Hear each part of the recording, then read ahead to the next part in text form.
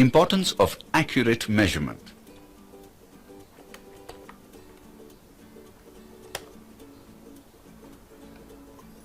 Welcome students. In the sixth lesson, that is measurement of physical quantities, we already learnt about what is physical quantity and what are the types of physical quantities, and we already learnt about the difference between the mass and weight, and then after we learnt about the standardized measurement, and in that case we learnt MKS and CGS systems, and after that we learned how System International, that is SI units, are prepared, and how in the Bureau of Weights and Measurement Department of Paris these equipments are kept, and how the prototypes of these all that is the meter bar and the solid cylinder of 1 kilogram mass are distributed all over the world, and they are kept in the laboratories and institutes of different countries. Okay, now we are going to learn about the importance of accurate measurement. Accurate म्हणजे अचूक किंवा अचूकता आणि measurement म्हणजे मापन. तर या दोनही गोष्टी म्हणजे मेजरमेंट तर करायचंच आहे, पण ते ॲक्युरेट कसं होईल हे आपण पाहिलं पाहिजे. कारण आपण मागच्या व्हिडिओमध्ये पाहिलेलं आहे की काही ठिकाणी इजिप्तसारख्या देशामध्ये क्युबिटचा उपयोग केलेला गेलेला होता. क्युबिट हे एक असं मापन करण्यासाठी वापरलं जाणारं साधन होतं, युनिट, एक इन्स्ट्रुमेंट होतं की ज्याच्या सहाय्यानं ते डिस्टन्स मोजायचे, आणि ते स्टँडर्ड असं त्या काळामध्ये बनवलं गेलं होतं. मग या काळामध्ये, आधुनिक काळामध्ये टेक्नॉलॉजीमध्ये एवढी प्रचंड प्रगती झालेली आहे, नवीन नवीन इनोव्हेशन आलेले आहेत, ॲडव्हान्समेंट्स आलेले आहेत. मग त्यांचा उपयोग करून आपण मेजरमेंट किती चांगल्या पद्धतीने अचूक ॲक्युरेट करू शकतो याचा अभ्यास आपण या पाठामध्ये करणार आहोत. ठीक आहे, चला सुरू करूयात. Importance of accurate measurement. Let us observe a few methods of measurement and identify what is wrong in them. तुम्हाला या ठिकाणी 4 चित्र दाखवण्यात आलेली आहेत. There are 4 figures in the slide and you have to observe and identify which is wrong and which is correct method of measurement. Okay, let us see. In the first method, measurement of length of a line is taken by hand. या पहिल्या चित्रामध्ये काय केलेलं आहे, तर हाताच्या वितीच्या सहाय्याने measurement घेण्यात आलेलं आहे. मग हे राईट आहे का रॉंग आहे हे तुम्ही ठरवा आता. ठीक आहे. This method is inaccurate and wrong. हां, त्यांनी सांगितलं तुम्हाला आता ही मेथड कशी आहे, तर इनॲक्युरेट म्हणजे ही अचूक नाही आहे. ठीक आहे, चुकीची आहे, आणि रॉंग आहे. ठीक आहे, हां, याच्यातून अचूक मापन करता येत नाही, त्यामुळे चुकीचं आहे. In the second method, milk is poured from one glass to another. या दुसऱ्या चित्रात काय केलेलं आहे, तर मिल्क असेल किंवा कुठलंही एखादं लिक्विड असेल, म्हणजे पेट्रोल असेल किंवा ऑइल असेल किंवा तेल असेल किंवा मग आणखी काही असेल, पाणी असेल, तर ते एका भांड्यातून दुसऱ्या भांड्यात ओतून असं मोजता येतं का. पहा, There are no markings on the glass to indicate the volume of liquid. बघा, म्हणजे या ग्लासवर कोणत्याही प्रकारच्या खुणा नाही आहेत. जसं तुम्ही जर पाहिलं असेल की लिटरच्या मापावर खुणा असतात किंवा इंजेक्शन्सवर खुणा असतात, होय ना, तर तशा पद्धतीच्या कोणत्याही खुणा या कोणत्याही काचेच्या ग्लासवर नाही आहेत. तर त्यामुळे ही मेथड कशी असणार आहे, राईट असणार आहे की रॉंग असणार आहे, ॲक्युरेट असणार आहे की इनॲक्युरेट असणार आहे. पहा, Thus, there is no accuracy of measurement in this process. म्हणजे अचूकता इथे कुठे येणार नाही. अंदाजाने आपण हा ग्लास भरत आहोत, होय ना, त्यामुळं ही मेथड जी आहे मेजरमेंटची ती रॉंग आहे, इनॲक्युरेट आहे. In the third method, fruits are weighed using a double pan balance. आता या ठिकाणी फळं ही काय केली जाते, तर डबल पॅन बॅलन्स म्हणजे तराजूने, 2 पारड्याच्या तराजूने ती मोजली जात आहेत. ठीक आहे, तर मग आता या ठिकाणी काय केलेलं आहे, एका पारड्यामध्ये 1 किलोग्राम वजनाचा दगड ठेवलेला आहे, हो की नाही, किंवा 1 किलोग्राम वस्तुमानाचा दगड ठेवलेला आहे असं आपण म्हटलं तर जास्त योग्य होईल, आणि दुसऱ्या पारड्यामध्ये फळं ठेवलेली आहेत. ठीक आहे, म्हणजे काय केली जाते त्या ठिकाणी, आता प्रत्येक वेळी जेव्हा जेव्हा या पारड्याने 1 किलोग्राम वजनाच्या किंवा वस्तुमानाच्या दगडाने जेव्हा जेव्हा आपण मापन करू तेव्हा तेव्हा काय होणार आहे, प्रत्येक वेळेस अचूकच मापन होत राहणार आहे, होय ना, का बदलणार आहे प्रत्येक वेळेस माप, नाही बदलणार. तर 1 किलो वस्तुमानाच्या या दगडामुळे आपल्याला जे वजन करून मिळणार आहे ते प्रत्येक वेळेस अचूक मिळणार आहे, ॲक्युरेट आपल्याला या ठिकाणी त्याचं मास किंवा वेट मिळणार आहे. पाहूयात. But the instrument does not have a central indicator. हां बघा, आता या मापनामध्ये काय चूक झाली त्यांनी सांगितलं की इथे मध्यभागी तुम्हाला सेंट्रल इंडिकेटर जो वजन समसमान झालेला काटा असतो, दाखवण्यासाठी वापरलेला काटा असतो, तोच काटा इथे नाही आहे मध्यभागी, फक्त धरायला मूठ आहे इथे, होय ना. हां, म्हणजे या ठिकाणी आपल्याला फक्त अंदाजाने पाहावं लागेल की दोन्ही बाजू एका विशिष्ट रेषेमध्ये आलेल्या आहेत का, ठीक आहे, समांतर आलेल्या आहेत का, असं पाहून वजन करावं लागेल. मग ते वजन देखील इतकं म्हणजे 100% आपण ज्याला म्हणतो तेवढं ॲक्युरेट होणार नाही, ठीक आहे. म्हणजे याच्यामध्ये पण थोडेसे दोष राहणारच आहेत. The two inaccurate measurement. In the fourth method, length of a line is measured in two different ways. आता पहा, या ठिकाणी रूलर्स ठेवलेले आहेत, म्हणजे पट्ट्या ठेवलेल्या आहेत, ठीक आहे. आता या रूलर्स पासून त्यांनी काय केलेलं आहे, दोन वेगवेगळ्या रेषा त्यांनी मोजण्याचा प्रयत्न केलेला आहे. मग या पहिल्या रूलर्स पासून जी काही त्यांनी रेषा मोजलेली आहे ती ज्या पद्धतीने मोजलेली आहे ती पद्धत आणि दुसऱ्या रूलर्सच्या सहाय्याने ही रेषा मोजलेली ती पद्धत कोणती तुम्हाला योग्य वाटते आणि कोणती अयोग्य वाटते हे तुम्ही ठरवा आता, ठीक आहे. पहा. But in both the methods, the rulers used do not have zero marked on them. बघा, दोन्ही पद्धतीमध्ये झिरो मार्किंग करण्यात आलेलं नाही की कुठून झिरो सुरू होतो, ठीक आहे. तर जनरली अशा काही पट्ट्या बाजारात असतात की त्यांच्या सुरुवातीला इथे झिरो मार्किंग नसतं. मग अशा पट्ट्या जर आपण विकत घेतल्या तर आपल्याला कुठून मोजायचं, एक पासून मोजायचं का कुठून मोजायचं हे कळत नाही, त्यामुळे झिरो मार्किंग असणं गरजेचं आहे, ठीक आहे. आणि इथे दुसऱ्या पट्टीमध्ये मात्र काय केलेलं आहे, मोजताना त्यांनी 2 सेंटीमीटरपासून मोजायला सुरुवात केलेली आहे, ठीक आहे. मग हे एकूण माप किती झालं, जवळपास 8 सेंटीमीटरपर्यंत मोजलं गेलं. म्हणजे ही पण पद्धत मोजण्याची चुकीची आहे. म्हणजे कधी कधी काय होतं, इन्स्ट्रुमेंटमध्ये दोष असतो, तर कधी कधी आपण स्वतःहून मोजताना दोष निर्माण होतो, ठीक आहे. दोन्ही पद्धतीमध्ये अशा पद्धतीने काही चुका राहून जातात आणि त्यामुळे मापन चुकीचं केलं जातं, ठीक आहे. Thus, even this method will introduce an error in measurement. म्हणजे अशा पद्धतीने मापनातल्या चुका ज्या आहेत, एरर इन मेजरमेंट निर्माण होऊ शकत असतात, ठीक आहे. म्हणजे अशा पद्धतीने कधी कधी यंत्रामध्ये बिघाड असतो किंवा यंत्र चांगलं असतं आणि आपण ते चुकीच्या पद्धतीने हाताळत असतो, म्हणून असे काही बिघाड किंवा एरर्स या ठिकाणी निर्माण होत असतात. मापनामध्ये या चुका निर्माण होतात, ठीक आहे. पाहूया. All these methods of measurement are wrong and hence should not be followed. आणि या सर्व मेथड्स ज्या आहेत त्या 100% ॲक्युरेट नाही आहेत, त्यामुळे आपण या मेथडचा उपयोग करू शकत नाही. We can't follow these types of measurements, okay. So we don't have to use these types of instruments also for measurement. Measurement करण्यासाठी अशा पद्धतीच्या कोणत्याही साधनांचा आपण उपयोग करणार नाही आहोत. आपल्याला जर 100% अचूक मापन करायचं असेल तर आपल्याला मात्र काय करावं लागेल, ज्यातून चांगल्या पद्धतीने अचूक 100% अचूक असं मापन करता येईल अशाच मेजरमेंट्ससाठी अशाच इन्स्ट्रुमेंटचा उपयोग करावा लागेल. पाहूयात आपण. The accuracy of measurement depends upon its purpose. आता ॲक्युरसी ऑफ मेजरमेंट ही देखील आपल्याला गरजेनुसार आपण ती काय करत असतो, वापरत असतो.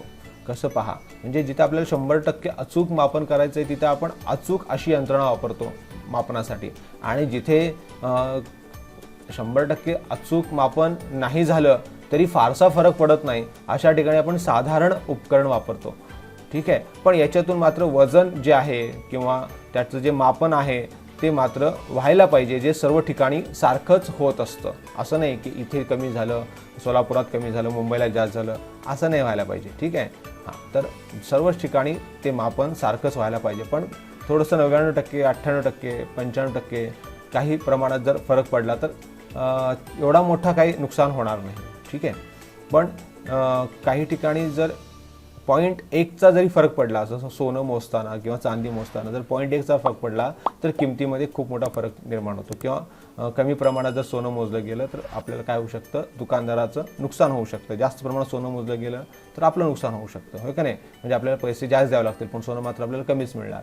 म्हणजे अशा पद्धतीनं ॲक्युरसी जी आहे मापनाची ती देखील कोणत्या कारणासाठी आपण मेजरमेंट करत आहोत त्या कारणावरती डिपेंड असते. समजलं, ते अवलंबून असते. पहा. Accordingly, an appropriate device is chosen. बघा या ठिकाणी जी काही 3 गोष्टी मोजण्यासाठी, वजन मोजण्यासाठी या मुलीची किंवा आपली जर वजन मोजायची असतील तर आपण अशा पद्धतीच्या वजन काट्याचा उपयोग करतो. फळभाज्या मोजण्यासाठी किंवा फळे मोजण्यासाठी, त्याचं वजन मोजण्यासाठी आपण या तराजूचा उपयोग करतो, ज्याच्यामध्ये दर्शक काटा मध्यभागी दिसत असतो है ना.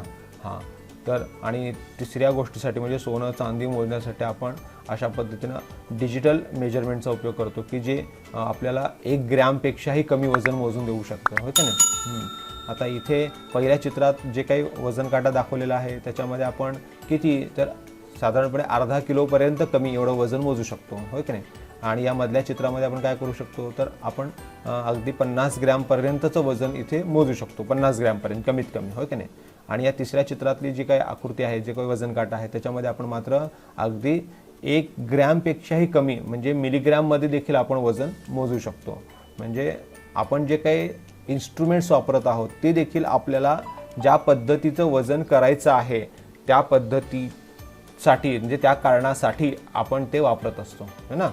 हां, म्हणजे अशा पद्धतीनं ॲक्युरसी जिथे आपल्याला जास्त आवश्यक आहे तिथं अत्यंत प्रगत असे आपण इन्स्ट्रुमेंट्स वापरलेले आहेत. आणि जिथे ॲक्युरसी कमी जास्त झाली तरी काही फरक पडत नाही, अशा ठिकाणी आपण साधारण इन्स्ट्रुमेंट वापरतो. पण ती पण आता आपण जी काही आधुनिक यंत्रणा आहे त्याचा उपयोग करतोय की त्याच्यातून देखील आपल्याला अचूक असं मापन करता येऊ शकतं, ठीक आहे. Substances that are precious, of great importance and used in very small quantities have to be measured meticulously and accurately. सांगितलं बघा त्यांनी, सबस्टन्सेस दॅट आर प्रिशियस म्हणजे अत्यंत मौल्यवान आहेत, ठीक आहे. अँड ग्रेट इम्पॉर्टन्स आणि त्याचं खूप महत्त्व आहे आपल्यासाठी. And used in very small quantities आणि ते आपण खूप खूप खूप कमी प्रमाणात वापरत असतो किंवा तेवढं कमी प्रमाण जरी घेतलं तरी ते आपल्यासाठी पुष्कळ असतं, ठीक आहे. तर अशी जी काही पदार्थ आहेत, जे काही वस्तू आहेत, हॅव टू बी मेजर्ड मेटिक्युलसली, अत्यंत काटकसरीने म्हणा किंवा अत्यंत कमी प्रमाणात आपल्याला अँड ॲक्युरेटली, आणि ती कशी पाहिजे आपल्याला अचूकपणे ती मोजली गेलेली पाहिजेत. तर या ठिकाणी 2 त्यांनी उदाहरणं दिलेली आहेत आपल्याला, गोल्ड अँड सिल्वर आणि केमिकल्स. तर गोल्ड आणि सिल्वर हे आपल्याला मौल्यवान आहेतच, त्याचं महत्त्व भरपूर आहेच आपल्याला माहीत आहे. आणि आपण ते खूप कमी प्रमाणामध्ये विकत घेत असतो, है ना.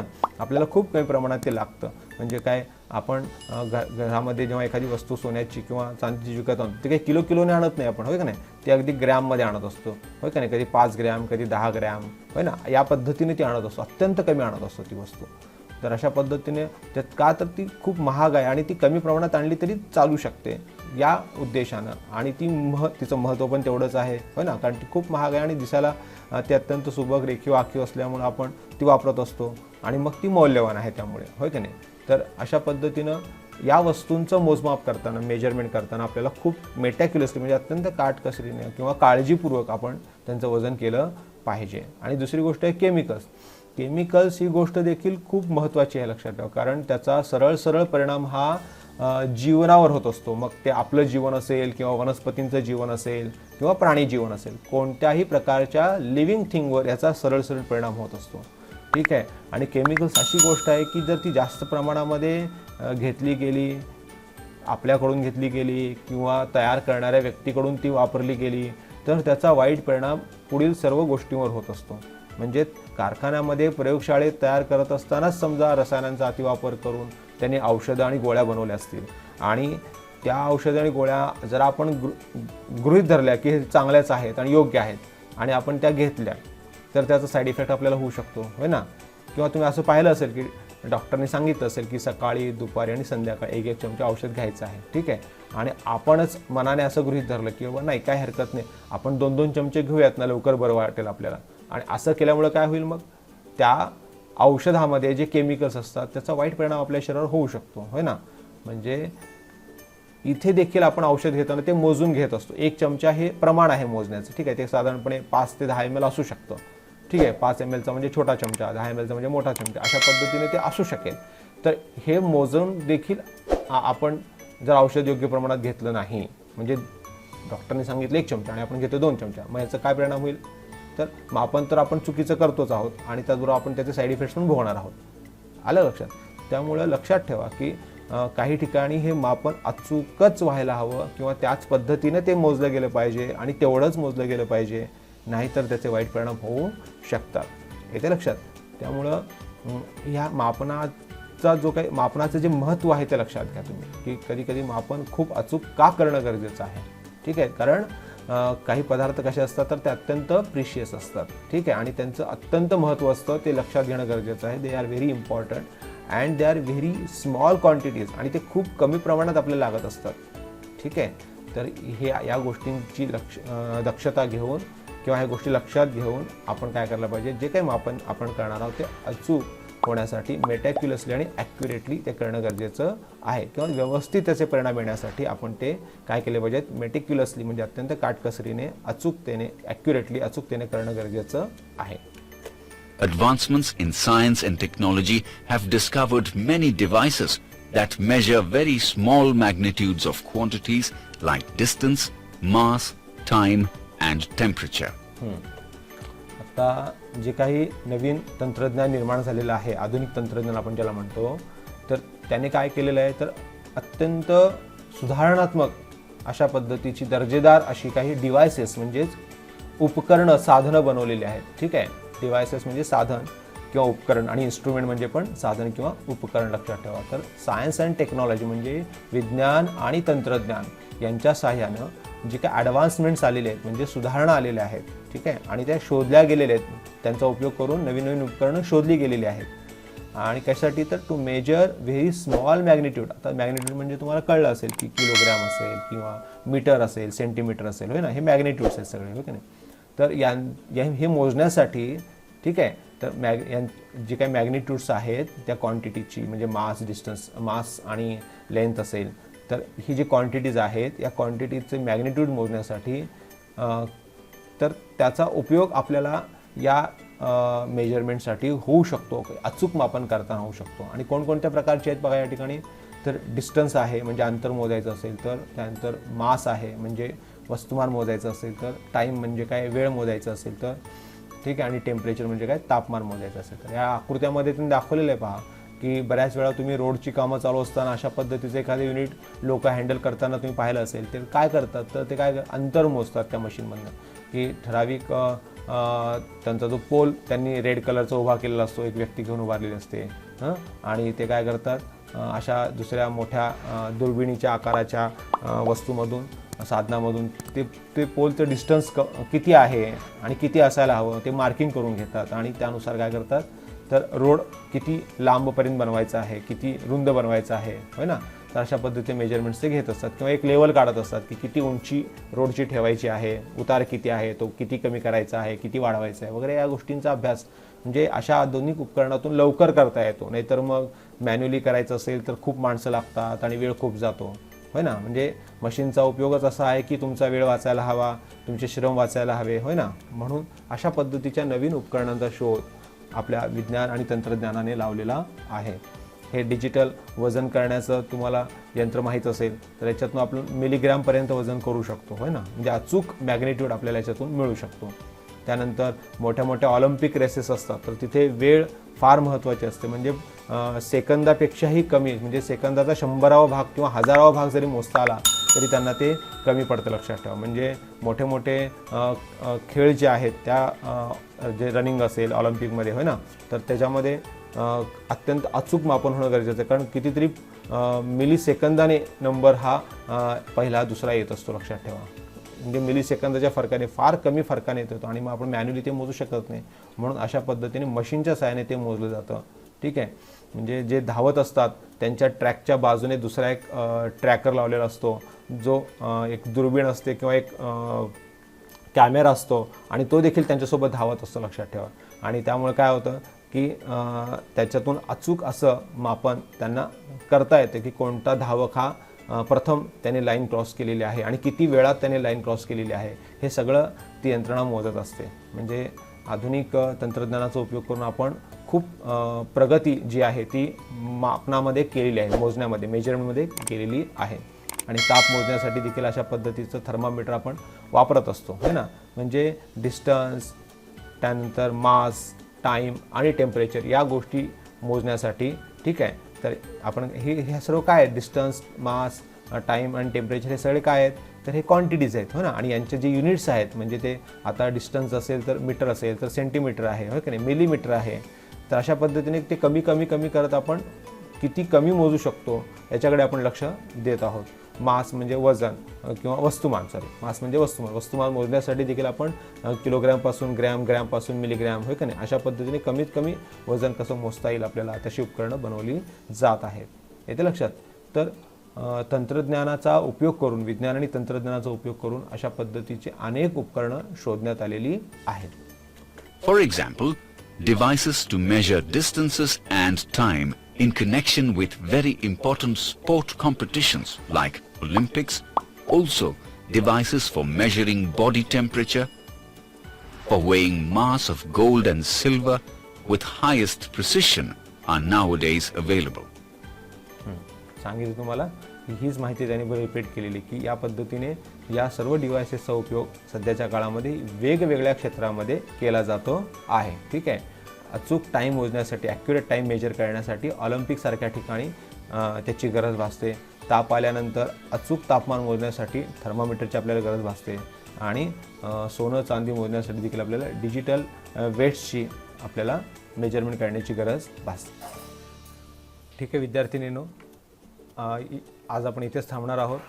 उद्याच्या भागामध्ये आपण major causes of errors in measurement, म्हणजे मापनामध्ये काही चुका होऊ शकतात, त्या कशा होऊ शकतात, म्हणजे इन्स्ट्रुमेंटमध्ये चूक असेल तर मेजरमेंटमध्ये चुका होऊ शकतात, किंवा मानवी हस्तक्षेपामुळे म्हणजे आपण जर चुकीच्या पद्धतीने मोजमाप केलं तर मग मापन चुकीचं येऊ शकतं. तर अशा पद्धतीने कोणकोणत्या चुका होऊ शकतात त्याचा अभ्यास आपण पुढच्या भागामध्ये करणार आहोत. ठीक आहे. तर आज आपण इथे थांबूयात.